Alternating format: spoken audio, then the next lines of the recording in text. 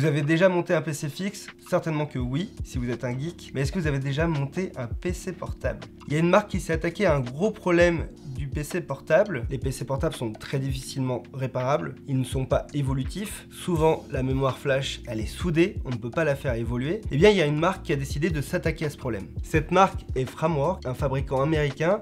Et ici, on a le Laptop 13 qui est le premier PC portable de la marque. On va le monter ensemble et je vais vous expliquer déjà comment on le configure.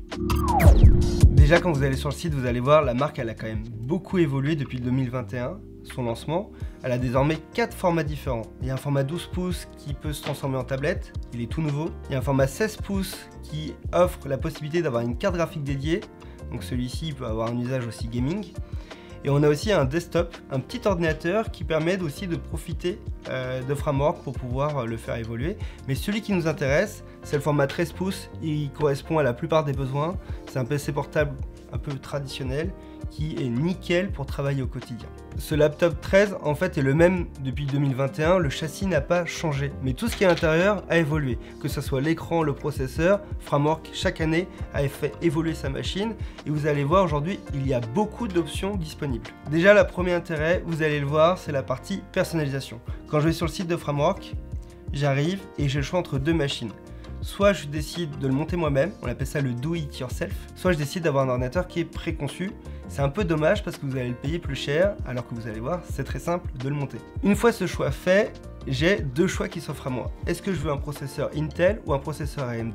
Et ça, il n'y a pas beaucoup de marques qui vous proposent de choisir entre les deux grands fabricants de processeurs x86. Moi, personnellement, ici, j'ai choisi l'AMD et j'ai choisi particulièrement l'AMD Ryzen série 300 qui est le tout dernier sorti cette année. Mais vous pouvez aussi choisir un 7040 qui est celui de l'année dernière et vous allez le payer 200 à 300 € moins cher. Et ça dépend de vos besoins et de ce que vous voulez mettre dans votre machine. Après, vous pouvez choisir l'écran. Moi, personnellement, j'ai choisi l'écran définition 2,8K. Donc c'est un écran qui est vraiment top, un IPS LCD dont le taux de rafraîchissement monte à 120 Hz. De plus, l'écran est mat, c'est nickel pour travailler à l'extérieur. La mémoire, soit vous choisissez la mémoire que Framework propose, donc vous pouvez monter jusqu'à 96 Go de mémoire vive en DDR5, ou soit vous achetez votre mémoire à côté. Vous allez voir, c'est très simple de l'acheter sur Amazon par exemple. Même chose pour le stockage, c'est du NVMe en format M2, vous pouvez choisir leur stockage, mais vous pouvez aussi l'acheter à côté, tout est compatible. Ensuite, il y a un choix qui peut être important pour certains, vous pouvez choisir l'ordinateur complètement nu, comme j'ai choisi, vous installez ce que vous voulez dessus, et donc j'ai téléchargé Windows 11 que j'ai mis dans cette clé USB, et pour la licence, Framework la vend 145 € pour la version Windows 11 Home, ou même 259 € pour la Windows 11 Pro. Moi j'ai trouvé la clé ailleurs et je l'ai payé beaucoup moins cher. Mais vous pouvez aussi choisir une distribution Linux, puisque Framework, ils ont eu la bonne idée de faire un support complet, par exemple de Ubuntu ou de Fedora, et tout le matériel fonctionne dès l'installation. Et la personnalisation ne s'arrête pas là. Ici, je vais pouvoir choisir les bordures de mon écran, si je les veux noires, orange, verte, gris, rouge. Donc vous allez pouvoir personnaliser votre ordinateur en fonction de vos goûts. Il y a même une version translucide avec 3 couleurs différentes. Le clavier, vous avez toutes les configurations au monde. Vous pouvez choisir le clavier français classique, mais vous pouvez aussi choisir des claviers au format ISO ou ANSI ou n'importe quel pays où il y a des claviers qui sont différents. Donc ça, c'est quand même très cool d'avoir ce choix de personnalisation. Et enfin, vous pouvez personnaliser complètement les connectiques de l'ordinateur puisque vous avez des cartes d'extension. Vous pouvez choisir d'avoir 4 USB-C, de mettre du HDMI, de l'Ethernet, un slot SD, etc. etc. Donc ça, c'est complètement personnalisable en fonction de vos besoins. Vous avez compris, le premier atout de cet ordinateur, c'est que vous pouvez le personnaliser et surtout, deuxième atout, vous pouvez le faire évoluer puisque à côté, vous pouvez décider l'année suivante d'acheter une nouvelle carte mère avec un nouveau processeur et d'installer vous-même ce matériel pour pouvoir faire évoluer les performances en fonction de vos besoins. Même chose pour l'écran, si vous décidez à un moment d'installer un nouvel écran avec une meilleure définition ou si demain Framework propose un écran OLED, vous pourrez l'acheter et l'installer vous-même, vous aurez juste l'écran à acheter. En fait, ce concept existe depuis 2021, typiquement l'ordinateur que j'ai en face de moi, il est conçu depuis 2021 et je le fais évoluer tous les ans. Et là, on a déjà enlevé une des craintes qu'on peut avoir avec ce type de concept, c'est que ça fait déjà 4 ans et Framework ils sont toujours là et ils ont pour le moment comblé toutes les promesses qu'ils avaient mis sur la table. On a plein de choix de processeurs, on a plein de modules disponibles pour pouvoir personnaliser les connectiques. On a une marque qui est de plus en plus connue, on a une grosse communauté et c'est pour ça que je vous en parle ici. C'est maintenant un PC portable qui est abouti et que l'on peut conseiller à tout le monde. Comme vous pouvez le voir sur le papier, c'est quand même complètement fou, mais est-ce que la promesse est tenue? Pour ça, on va faire le montage nous-mêmes de la machine tout de suite.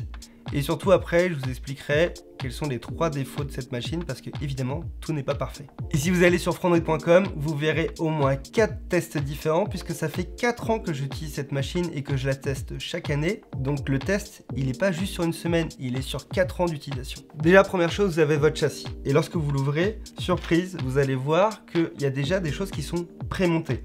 Typiquement, la batterie est déjà là, on a la carte mère qui est là, et on a même déjà des composants comme la carte Wi-Fi qui est déjà installée là. L'avantage est que vous pouvez décider par exemple de faire évoluer la carte Wi-Fi si vous voulez profiter du Wi-Fi 7 ou de la prochaine génération de Wi-Fi. L'avantage, vous le voyez tout de suite, c'est que vous pouvez par exemple faire évoluer la batterie. Moi typiquement sur mon premier modèle, j'ai ajouté une batterie qui a un peu plus de capacité. Chaque composant a un petit code QR que vous pouvez scanner avec votre téléphone pour pouvoir avoir des informations sur le composant avec la documentation officielle sur le montage, mais aussi sur les données précises pour pouvoir le remplacer. C'est super bien fichu et Framework a énormément travaillé sur ces informations là et sur cette documentation qui est très complète. Première étape ici, on va rajouter la mémoire vive et le stockage avant de monter le clavier. Donc là c'est plutôt classique, j'ai de la mémoire vive en DDR5 avec un format un peu plus compact que celui que vous avez sur les PC portables. On appelle ça le format SODIMM. Ici j'ai choisi 2 barrettes de mémoire vive de 8 Go chacune, mais vous pouvez monter jusqu'à 96 Go de mémoire vive. Et donc là j'installe mes 2 barrettes de mémoire vive, donc au total j'ai 16 Go en DDR5. Donc c'est très simple, on les met de façon un petit peu oblique avec un angle d'inclinaison et après on les pousse vers le bas jusqu'à entendre un petit clic. Et voilà, c'est fait, ça m'a pris 10 secondes. Vient ensuite le stockage. Ici j'ai choisi un stockage NVMe, un SSD classique, le même que vous avez sur les PC fixes. Et donc voilà le petit SSD. Bon, ça c'est vraiment le format universel avec le connecteur M2 que vous connaissez tous. Vous prenez votre tournevis Torx et là vous allez juste dévisser la petite vis qui maintient le SSD. Hop, je la mets ici.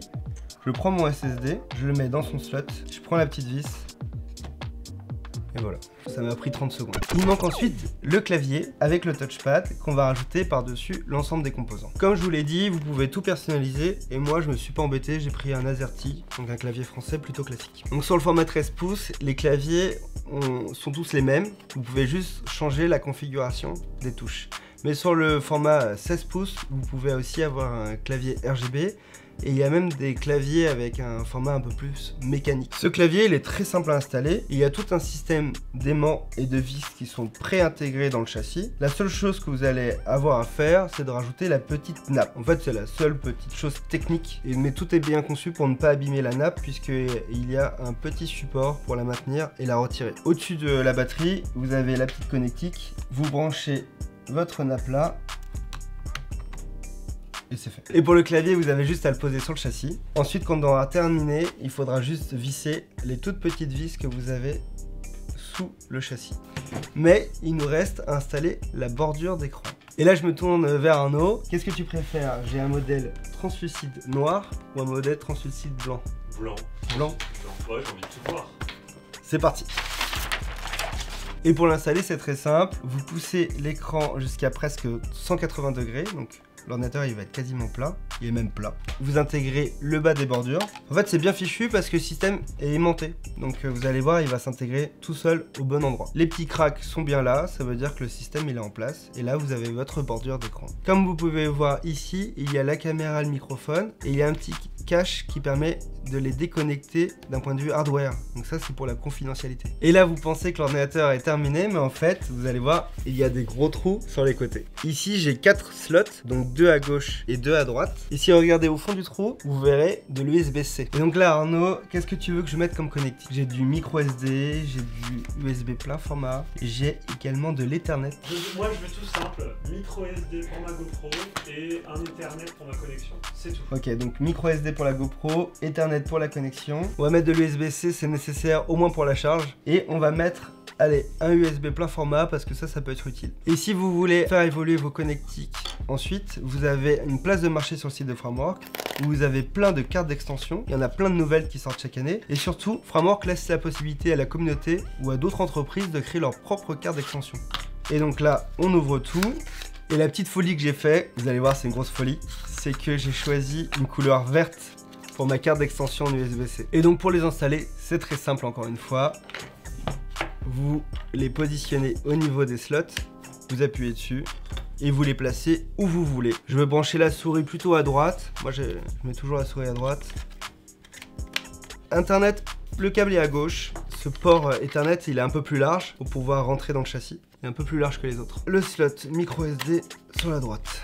Il ne reste plus qu'à visser les petites vis en dessous avec le tournevis en Torx. Il y en a 5 au total. Elles pourront jamais partir ces petites vis puisqu'en fait elles sont directement attachées au châssis. Il ne reste plus qu'à installer Windows 11. Mais là il y a quand même une étape qui est essentielle et ça vous avez toujours ce petit stress lorsque vous avez monté un PC, c'est de savoir si l'ordinateur va bien démarrer. Une chose importante avant de l'allumer, c'est de le brancher et d'ailleurs je vous conseille de faire une charge complète et de faire une décharge complète lorsque vous recevez votre ordinateur. Il vient de s'allumer, j'ai oublié de brancher la clé USB de Windows 11. L'ordinateur est en train de booter et donc là il va normalement détecter la clé USB et je vais pouvoir installer Windows 11. Et maintenant que l'ordinateur est opérationnel, je vais pouvoir vous faire un retour un peu plus complet puisque ça fait 4 ans que j'utilise un Framework Laptop 13. Je l'ai déjà fait évoluer 3 fois, j'ai changé son processeur 2 fois, j'ai changé son écran, j'ai changé sa batterie, j'ai changé les haut-parleurs de l'écran et j'ai même changé la carte Wi-Fi pour le faire évoluer. Vous allez voir, il y a quand même quelques petits compromis à faire sur cet ordinateur portable. Le premier compromis, c'est sur le design. Framework a été obligé d'utiliser un châssis qui est un peu traditionnel avec des grosses bordures. Il ne sera jamais aussi mince et aussi léger que certains ordinateurs portables qu'on peut trouver par exemple chez Asus. Vous avez donc un petit compromis sur le design à faire. Néanmoins, cet ordinateur portable, pour l'avoir utilisé pendant plusieurs années, il ne laisse jamais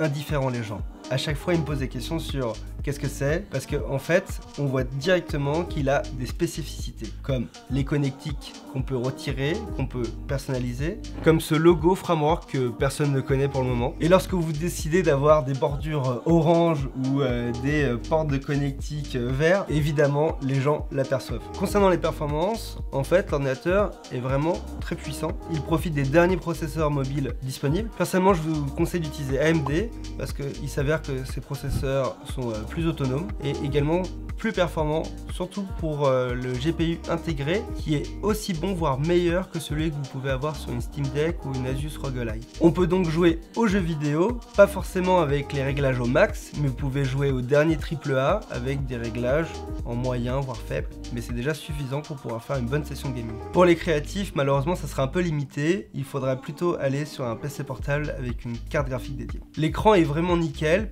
puisque Framework sont eux-mêmes de grands passionnés de PC portable et ils ont compris que c'était important d'avoir un écran mat.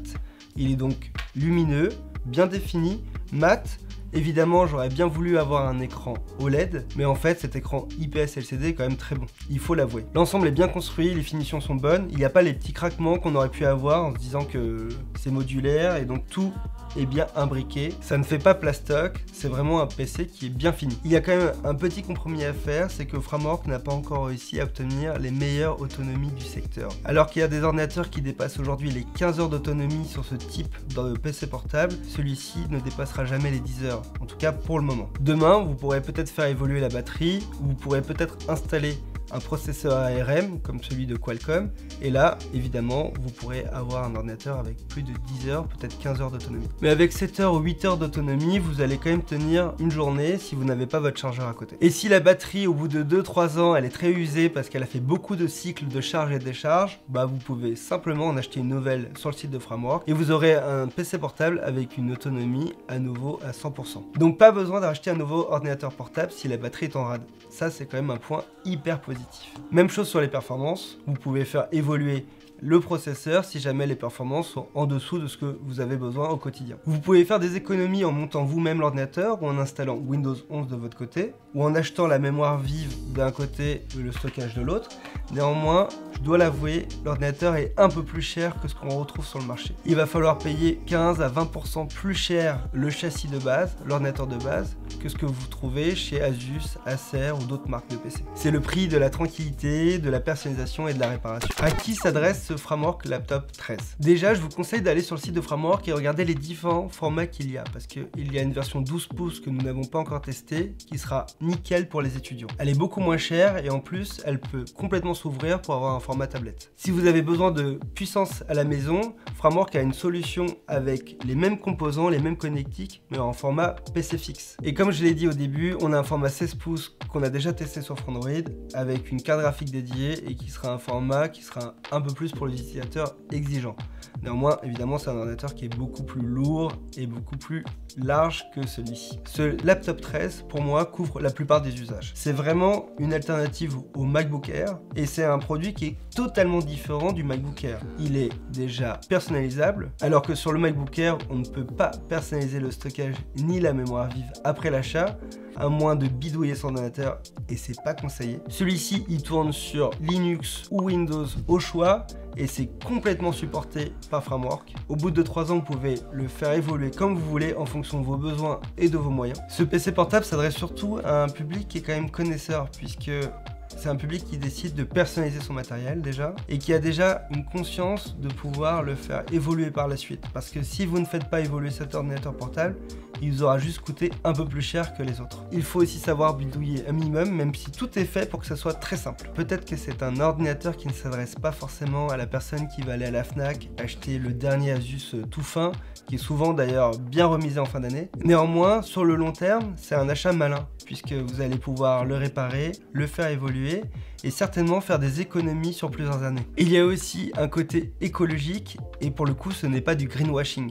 C'est vraiment le fait de faire durer son PC le plus longtemps possible. On peut aussi questionner la fiabilité de la marque Framework. Bon, déjà ils existent depuis 2021, ils ont pour le moment tenu toutes leurs promesses. Néanmoins ils sont pas aussi gros qu'un Asus, un Acer ou un Lenovo, ça c'est sûr. Mais l'avantage c'est que le châssis il est connu, il est supporté depuis longtemps et surtout la communauté est très grande et vous allez voir il y a plein d'initiatives de la part de la communauté pour créer des choses dédiées à cet ordinateur, que ce soit des nouvelles cartes d'extension mais aussi des éléments que vous allez pouvoir imprimer en 3D pour remplacer des composants de l'ordinateur. Moi la configuration que j'ai ici elle a coûté 1800 €, donc c'est assez cher.